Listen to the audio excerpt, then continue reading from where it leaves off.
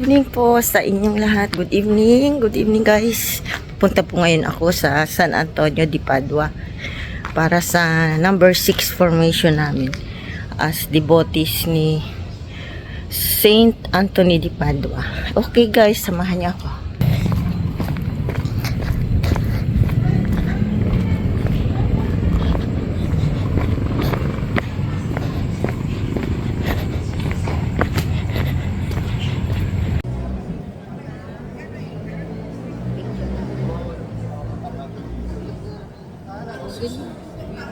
Ng core group at devotion.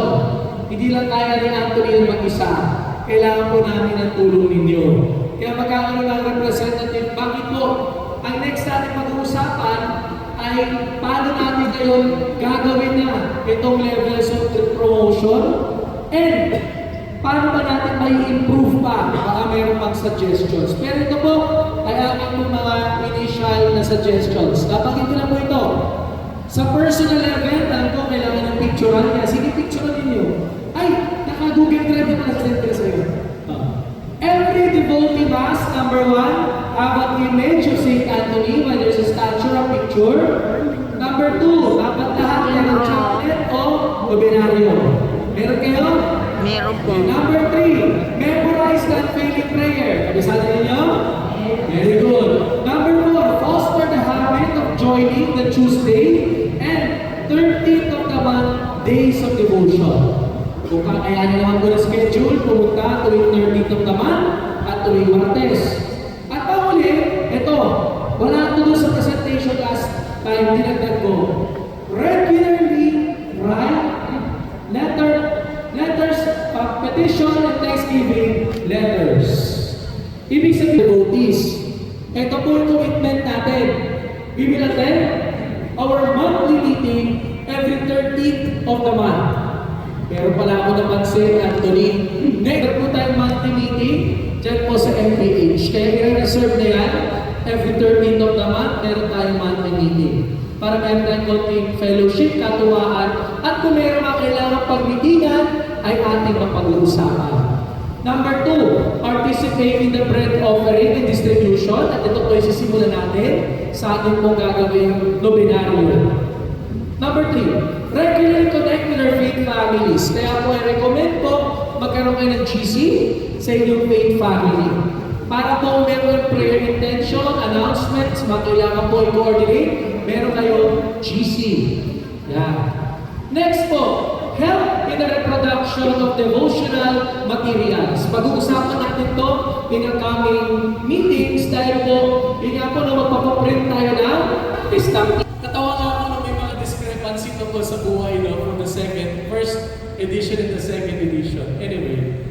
Tapos noon, ito po. Last, make an annual pilgrimage to a shrine dedicated to San Antonio de Padua. Nabanggit ko po, actually, papalabas ko yung reels na kalimutan ko i-post.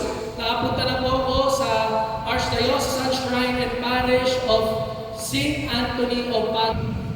Ang makaliwa at kanang kamay, si Tito Boy D at Tita Edna. Are you here?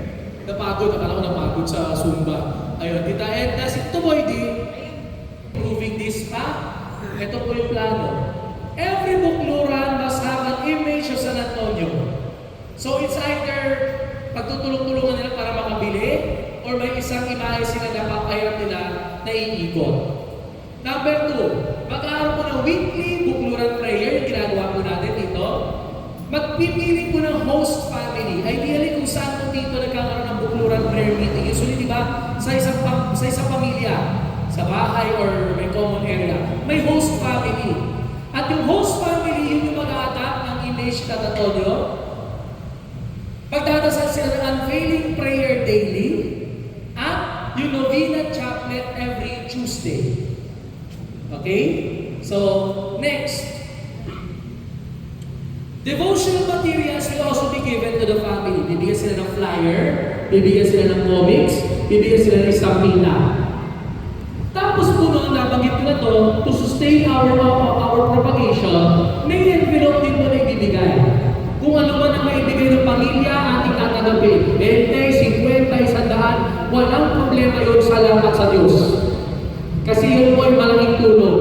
ba kung magkano ang isang estampita? Ano na magkano isang estampita? 5 piso isa. Kung magbigay ko yung pamilya ko ng 100. Dito po ni Tita Elda, ang writing of petition and thanksgiving letters in the plural level. Maganda nga po yung pamilya, pag nakadalaw sa San Antonio doon, sumulat na sila. May hinihingi ba sila? May pinagpapasalamat ba sila? Para doon mga sa plural level, meron po kayo mag-gather ng mga petitions and the answered prayers.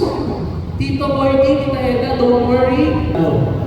Magkakaroon tayo ng 13 Tuesdays devotion, di ba? Meron tayo ngayon yung pilgrim image na ginagawa natin, na lalagyan natin ng relic, God willing. We'll visit the different major chapels and religious communities during the 13 Tuesdays devotion. So, dadalaw siya sa mga chapels, pati na rin po sa mga madre at mga brother sa ating komunidad. Bakit? Kasi magdadasal sila ng Novena Chaplet during the days na nakadalaw yung imahe na nandun yung relic. Ngayon po, anong mangyayari? Papromote din natin na maybe among the sisters, maybe among the community, mag-writing po sa Silverio, sa San Isidro, sa Garden City, sa Camellia, sa Green Heights, pati na rin po sa mga madre at sa mga brothers, susulat din sila. Naalala niyo po yung ginagawa ng Villa Mendoza, Our Lady of Sorrows, Oblates of St. Francis Xavier, dati po yung Society of Mary Help of Christians na Brother Eds. The family who will receive commits to pray the unfailing prayer daily and the Novena Chaplet every Tuesday. So, Sabado tatanggapin, pagdating ng Tuesday, magdadasal sila. Letters. Again, remember what was mentioned sa National Shrine Talk. Napaka-importante ng this coming June 22, meron kaming clergy ongoing formation. Minsan lang ako makita ng mga pare, kaya lulubusin ko na. Hindi ko sa langalan natin trabaho. Dahil nakatuwa sa parokya, pero pinag-mention sa Antonio will visit the different parishes. The proposal na tuwing Saturday morning, may welcoming mass, may talk. Ang magtutok po, hindi po si Mother Kevin. Ang magtutok po, kayo. At yung mabinano, hindi galing sa kung saan, kundi galing sa atin dito sa Manila. Tapos po nun, pilgrimage will remain the parish. Re-reviewin natin ang devotional plan. Baka si Anthony may dadagdag pa sa devotional plan. And all other things. We are a devotional community to St. Anthony of Padua. We have our sa scriptures po na. Sa Bible po, kung ano ang isang Kristiyano komunidad. And this could be taken from two passages in the Acts of the Apostles. Isa sa Acts chapter 2, isa sa Acts chapter 4. And my dear friends, kung babasahin ko yan, Acts chapter 2 and Acts chapter 4, meron pong ginagawa ang bawat Kristiyano komunidad. Yung mga nag-BEC, mga nag-BEC day, lawoya. Sabi ko, metanoia. Metanoia. Metanoia means change of heart, pagbabagong buhay. Lahat ng miyembro ng Kristiyano komunidad may pagbabago ng buhay. Nabago ang buhay nila nung nakilala nila si Kristo. Nabago ang buhay ang unang barka. Sana po sa inyo pagiging member ng ating pong faith family, ng ating missionary devotees, may pagbabago kayong na-experience. Sayang naman po, kung attend tayo ng formation, attend tayo ng devotional mass, pukluran, paboritong salita ni Tito Boy, Koinonia. pukluran, may pagkakaisa. Koinonia. Father, mahiwalay po. Ma. Kerigma, hindi po ito yung magasidoon ni Bo Sanchez. Kerigma. Kerigma means profession of one faith. Pagpapahayag ng isang pananampalataya. Kerig. At yan po ang gagawin natin as a faith family. We profess not only our one faith, but also Liturgia, konektado sa liturgy, public work, worship. Kayo po ay isang faith family na nananalangin, Pagdiriwang. nagdarasal. Diakonia. Diakonia means service, paglilingkod. At napagit ito, Diakonia. ang debosyon. Kaya hindi lamang natin ililimita dito sa ating parokya. Ikakalat natin at yan ang ating paraan ng paglilingkod. Malay niyo po, panalangin ko at mga sunod, koinonia. Pangatlo, Kirigma. pang-apat, Liturgia. Panglima, Diakonia. Vertical at horizontal. Na-homily ko na ito nung minsan. Vertical, ang communion with the divine. Ang ating po, ang espiritualidad ng isang komunidad. That is the spirituality of community. That is the spirit of communion. Ang pinakaitaas, si Universal Church. Pag sinabi Universal Church, ang simbahan na nagkakaisa sa buong mundo. Ang ating point of communion is none other than the head of the church, the Pope. Yan. Kung may Universal Church, the second level is the local church, sometimes called the particular church. This is in the level of the diocese. So yung diocese ay grupo ng mga iba't ibang parokya. At sino ang center of communion in the diocese? The Bishop. June 6.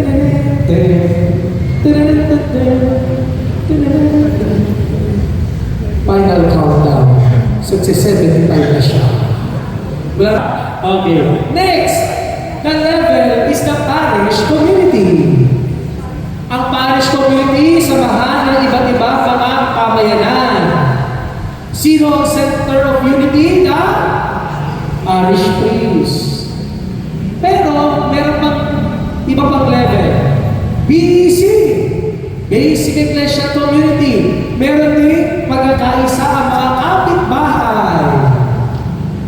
At ano ba yung pinaka-basic na level of communion? Family. The domestic church.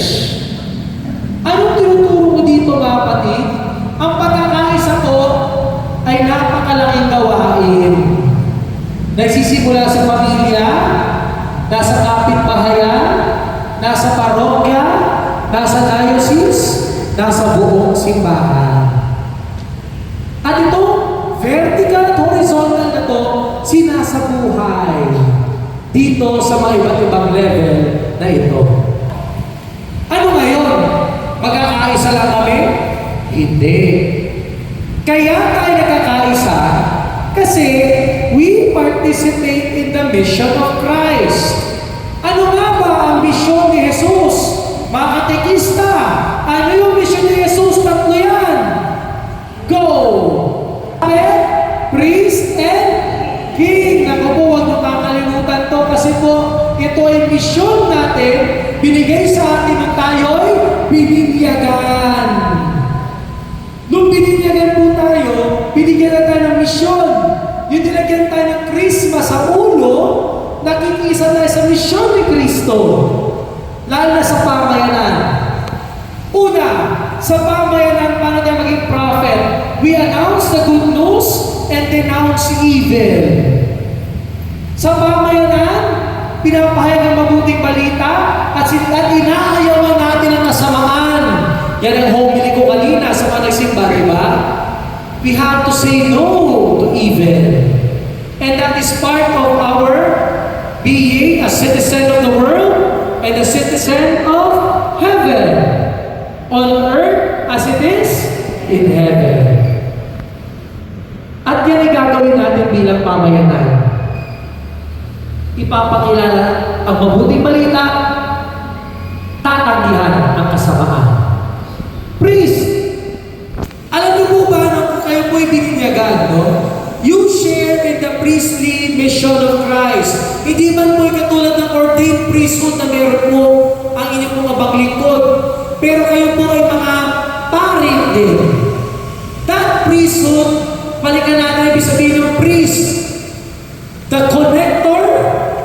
between God and humanity. Tayo po'y may koneksyon sa Diyos at sa bawat isa. Tayo nananalangin. Hindi ba yung pare, pag nakikita nyo nga gusto ko na maserver na dito, kaya ako pinapag-solar mass palagi ang live stream mass kasi we use the incense. Kapit po natin na pag meron po tayong meeting, pero tayong munting formation na may bibigay. Hindi man dito mahaba, kahit snippet lang, 5-minute formation lang. Kasi kailangan tuloy-tuloy yung pag-aalam sa pananampalataya. Bilang king, pag sabing king, hindi na naghahari-harian, kundi servant leader, we are called to serve and empower the poor. At yan po, panalangin ko nga po, sabi ko nga po, sana po magkaroon tayo ng social action initiative. Speaking of which, sabihin natin dito ba, ang missionary devotees of San Antonio, ang propagators of the devotion, meron po ngayong schedule sa maintenance. Pero ang simbahan hindi dapat maintenance mode. Dapat missionary mode. Sa maintenance mode, contact ang simbahan. Ibig sabihin mo, hindi lahat tayo magkakasama, hindi kanya-kanya. Nagtutulungan. Ito po yung sinasabi kong synergy. At salamat sa Diyos, sa 2 years na dito po ako natutulungan po ng synergy ng ating mga commissions, organizations. Hindi pwedeng kayo lang humingi kayo ng tulong at tutulungan natin ang bawat isa. Dati puro sakramento lang. Pero importante sakramento, pero dapat evangelized. Not just sacramentalized. Aanhin mo ang nabinyagan kung wala namang follow-up. Kaya nga yung Tata Tono's Kitchen is our way of evangelization. Ang mga batang yan nabinyagan. Pero ang tanong, ilan sa kanila na mapatuloy sa pag-aaral ng pananampalataya? Evangelize, not just sacramentalize. Hindi lang change, pagbabago, kundi renewal, pagpapanibago. Maganda yun, no? Iba po yung pagbabago sa pagpapanibago. Receive lang ng receive, tanggap lang ng tanggap. Pero ang missionary mo, ready to give. Handang magbigay. Ang ating komunidad. Sige, naintindihan natin ang komunidad. Ito ay natanong, ano ang elemento ng ating komunidad? What should our community be like?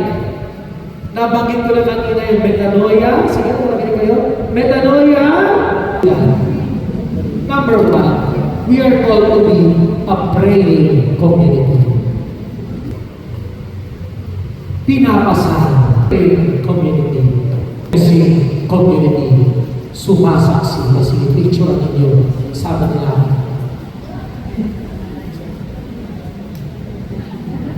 Magdasal pa rin kayo. Sa mga pamilya, kahit may absent, subukan. Ayoko na. Napilitan na kami ulo sa kabayo. Kung naalala niyo ba, nung unang panahon nakita niyo umano si Baymax sa ilang iba, mas mahimaw sa kabayo. Talagang nakasalampak na po ako sa lapat. Sabi mo palagi ang ino-homily kapag ako po'y nagkakasal.